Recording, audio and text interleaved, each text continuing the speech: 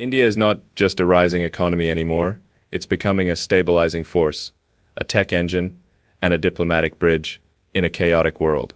And I'll tell you why Europe and the Middle East are turning their eyes to it. Today, I'm not just here to talk about electric cars, Mars, or AI. I want to talk to you about India, not just as the world's most populous nation, but as a force of stability, innovation, and global collaboration in a deeply divided world. Let's explore why the Middle East and Europe are now turning towards India, economically, politically, and diplomatically. And I'm saying this as someone who sees the future, and India is shaping it. Let's not beat around the bush.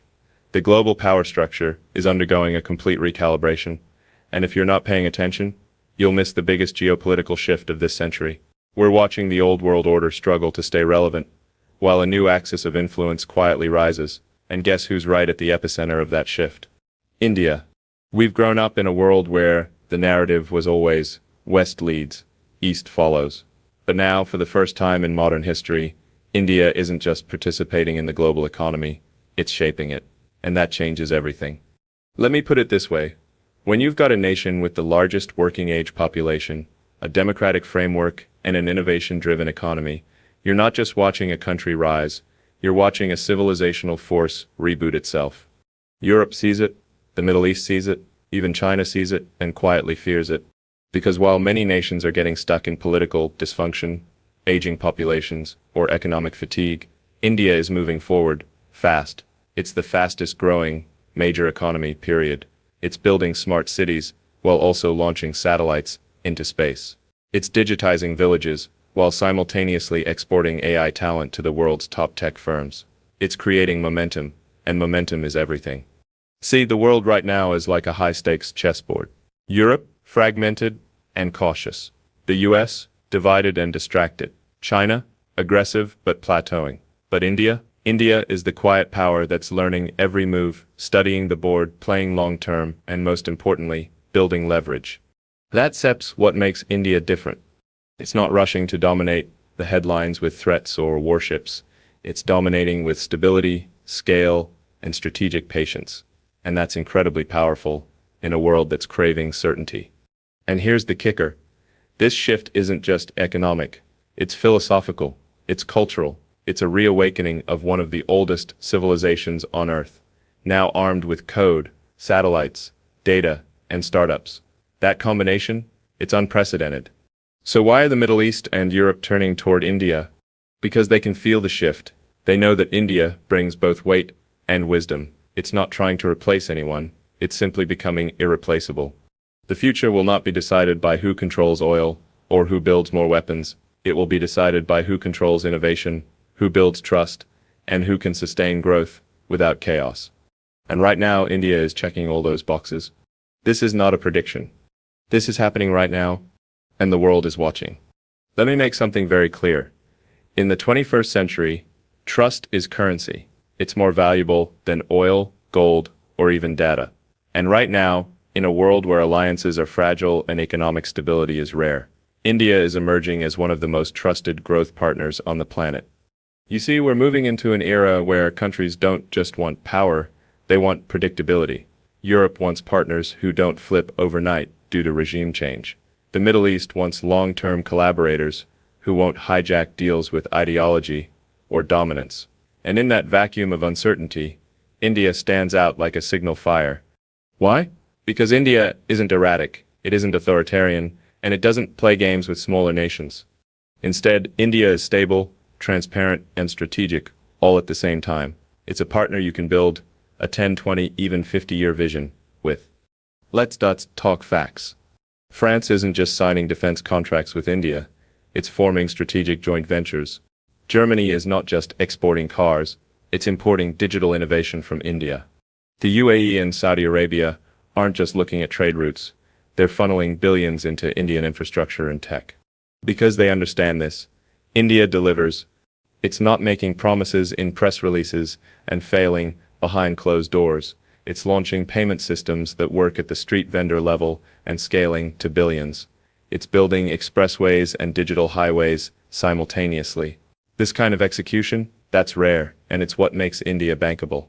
And here's the golden layer. India doesn't come with political strings attached. It's not exporting ideology, it's not demanding conformity, it's offering partnerships that are respectful, flexible, and grounded in mutual interest. That's why nations, especially in the Middle East, are leaning in. They've had their run-ins with Western arrogance and Eastern authoritarianism, but India treats them as equals.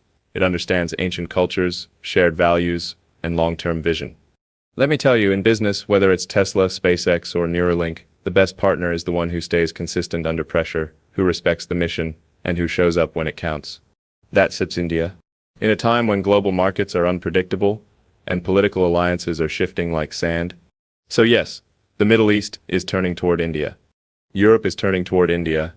And soon the whole world will, because trust is rare, and India has earned it. You don't bet on noise. You bet on substance. And right now, India is all substance. Now let's talk about something truly revolutionary, the India-Middle East-Europe Economic Corridor, or IMEC. This isn't just another trade route. This is a historic engineering of global strategy, a 21st century Silk Road, and India is the anchor. I've been building companies that push the limits of transportation, whether it's rockets, hyperloops, or self-driving cars, so believe me when I say this. Infrastructure isn't just about moving goods, it's about moving power. And IMEC is power. Strategic, economic, and diplomatic power flowing from India through the Middle East into the heart of Europe. Let's break it down. What is IMEC? It's a multimodal corridor that links India's western ports to the UAE and Saudi Arabia, then connects via rail networks through Jordan and Israel, all the way to Europe via Greece and Italy. Add in electricity grids, hydrogen pipelines, and fiber optic cables, and you've got a lifeline for the future. And guess who sips driving the energy behind this? India. Because this corridor doesn't just move containers, it moves innovation, energy, and information. The three pillars of future dominance. While China built its Belt and Road Initiative with loans, debt traps, and imperial overreach, India is doing something far more sustainable, building trust-based infrastructure backed by open cooperation, not coercion. This isn't just a grab for influence. It's a call for balance. The Middle East sees it. They're shifting from oil empires to knowledge economies. They want partners who respect their vision, not exploit it. Europe sees it. They're looking for diversification away from China and more stable democratic sourcing routes. India is the only major power that fits both categories. Trusted by the West, respected by the East, rooted in ancient civilization, driven by modern technology. This corridor could redefine everything. Shorter delivery timelines, reduced energy dependence on volatile regions, direct trade between 3 billion people, massive job creation across continents, digital and clean energy alignment. And think about this, no war, no colonization, no force was needed. Just vision, diplomacy, and execution. That's what makes India different.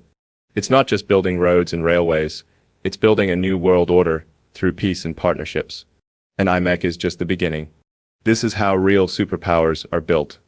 Not with missiles, not with manipulation, but with corridors of trust and flows of progress. So yes, when I look at IMEC, I don't just see trade. I see India becoming the connective tissue of a new global system. It's bold. It's brilliant. It's the future. And it's already happening. Let's get real. In the age of artificial intelligence, space exploration, and energy transformation, the real power doesn't lie in oil or land. It lies in intellect, in code, in brains, not borders. And right now, one country, India, is rapidly emerging as the intellectual capital of the planet. You want to know why Europe and the Middle East are turning toward India? It's because they figured out what some people in the West are only starting to realize. India has the talent. India has the tools. And now, India has the terrain. For decades, Indian engineers, scientists, and doctors were fueling growth in Silicon Valley, London, and Berlin. I've personally worked with Indian minds at Tesla, SpaceX, Neuralink, and let me tell you, they're world-class. Their work ethic is relentless. Their thinking is deep. Their adaptability is unmatched. But here sits what sits changed. And this is a massive shift. India is no longer just exporting its talent. India is building with it at home. Think about that. India is launching its own satellites, landing on the moon. India built the UPI digital payment system. arguably the most advanced real-time payment network in the world. India is producing unicorn startups, AI platforms, and green tech at a scale no one predicted. And it's all homegrown. You know what that means. It means India isn't just participating in the global innovation game, it's setting the rules. And countries like Germany, UAE, and Saudi Arabia see that. Germany is investing in Indian quantum computing labs and EV battery facilities. Saudi Arabia is collaborating on AI research with Indian firms. Dubai is welcoming Indian fintech and edtech platforms that are transforming how business gets done. India has become the ecosystem, not just the employee base. What used to be outsourcing is now a full-on tech partnership model. From AI to aerospace, from blockchain to biotech, India is showing up with solutions, not just resumes. Europe sees this as a chance to reboot its aging innovation engines. The Middle East sees it as a chance to diversify into the digital economy. And India? India sees it as its moment. It's no accident that top CEOs of Google, Microsoft, IBM, and Adobe are of Indian origin. But the real flex now is that those kinds of minds are staying in India, building in India, and exporting global impact from Indian soil. This isn't just about hype. This is about talent gravity, and India is pulling the world in. So if you're building for the future, whether it's clean energy, AI, or interplanetary tech, you better have India in your strategy. Because India isn't just catching up anymore. India is leading. Quietly, effectively, and relentlessly. And the smart countries? They are already lining up to collaborate. There's this old world belief that if a country isn't picking sides, it's being passive. That neutrality is weakness. But let me flip that on its head, because in this new world order, neutrality, if it's strategic, is not weakness, it's power. And no one embodies that better right now than India. India's position on the global chessboard is one of the most intelligent and underrated moves of the 21st century. Let me break it down. While the West is locked in endless proxy conflicts, and while China plays geopolitical poker with hidden cards and economic coercion, India is doing something radically different. It's staying independent, it's thinking long-term, and it's operating with clarity. Look at how India handled the Russia-Ukraine war. The West wanted India to fall in line. Russia expected loyalty. What did India do? India chose India. It kept buying discounted oil when it made economic sense for 1.4 billion citizens. But it also sent humanitarian aid to Ukraine. It condemned war but didn't collapse into ideological theater. That sips not indecision. That sips discipline. And the world noticed. Europe, even with its disagreements, respected India's stance. The Middle East admired it, because India didn't fold under pressure. It stood tall, made its own call, and kept its dignity intact. That's what makes India different. It doesn't chase approval, it earns respect. You've got a country that trades with Russia but also hosts US defense drills, builds infrastructure with the UAE while maintaining cultural ties with Iran, partners with Israel in tech while supporting Palestine's rights in international forums. This isn't fence-sitting, this is geopolitical mastery. Because here's the thing. In a polarized world, the power doesn't lie with those screaming from one corner. It lies with the center of gravity, the one who keeps talking to everyone, building bridges where others burn them. And right now, India is the only major power that can sit at every table. East, West, Global North, Global South, and be taken seriously. This kind of balance, maturity, and sovereignty, it's extremely rare, and countries are noticing. That's why Europe wants more of India as a moderator, a partner, a supplier, and a friend. That's why the Middle East is deepening ties, not just in oil, but in education, technology, and diplomacy. Because India doesn't judge, it listens, it builds, it respects. And that approach, it sits winning the future. So, let's stop confusing silence with weakness. India sips. Neutrality is not passive. It's laser-focused strategy, wrapped in humility, backed by strength, and guided by purpose. And in a world full of noise, India's calm clarity is magnetic. You know what's interesting? In a world obsessed with hard power, missiles, markets, media control, the most underestimated force today is cultural gravity. And when it comes to that, India is a black hole, pulling the world in, not with force, but with connection.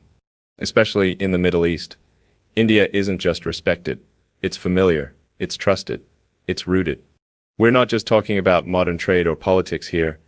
We're talking about thousands of years of civilizational linkage, shared ideas, shared philosophies, shared migrations, and more recently, shared growth. Let's start with people. Over 9 million Indians live and work across the Gulf region. But this isn't just a labor statistic. It's a human bridge. Indian teachers, engineers, doctors, business owners. They're helping build modern Dubai, Abu Dhabi, Riyadh, and Doha. They're not just guests, they're contributors. And that builds something money can't buy. Emotional equity. But now the story is evolving. The Middle East isn't just importing labor from India anymore. It's importing education, healthcare, startups, innovation, and trust. Let me give you examples. The UAE made history by introducing Hindi in its courts. That's not just policy, that's respect. Saudi Arabia is signing tech and AI pacts with Indian firms, because India is producing not just software but solutions. Indian universities, like BIET's Pilani and Amity, are opening campuses in Dubai and Abu Dhabi, training the next generation on Middle Eastern soil. Indian films, music, fashion, they dominate cultural spaces from Cairo to Kuwait. This is soft power done right, not imposed, not bought, just earned, through decades of shared progress. And the best part? India doesn't come with an agenda. It doesn't tell you how to run your religion. It doesn't impose democracy at gunpoint. It doesn't fund proxy wars or demand political loyalty. It says, we still work with you, on your terms, as equals. And that message? It resonates deeply, in a region that's seen enough interference from the West and enough pressure from the East. So what you're seeing now is this quiet cultural shift. The Middle East isn't just looking west anymore, it's looking east, toward India. Why? Because India is that rare nation that understands both ancient civilizations and digital disruption. It brings wisdom and Wi-Fi, temples and technology, humility and horsepower. That SIP's powerful. So whether it's helping design smart cities in Saudi Arabia, powering fintech in Bahrain, or co-developing hydrogen corridors with the UAE, India isn't forcing itself into the room, it's being invited. Because the Middle East has realized something profound, you don't just trade with India, you grow with India. And that's the kind of partnership the future demands. If there is steps one truth I live by, whether building rockets, electric cars, or solar panels, it sips this. The future belongs to those who decarbonize fastest. The world is standing at the edge of an energy cliff. Europe knows it. The Middle East knows it. Everyone's scrambling for a plan, a partner, a path forward. And here's the twist most people didn't see coming. India is already halfway up the mountain. Let me explain. We're not talking about vague climate pledges or photo op summits. We're talking about actual progress, real deployment, green infrastructure at scale.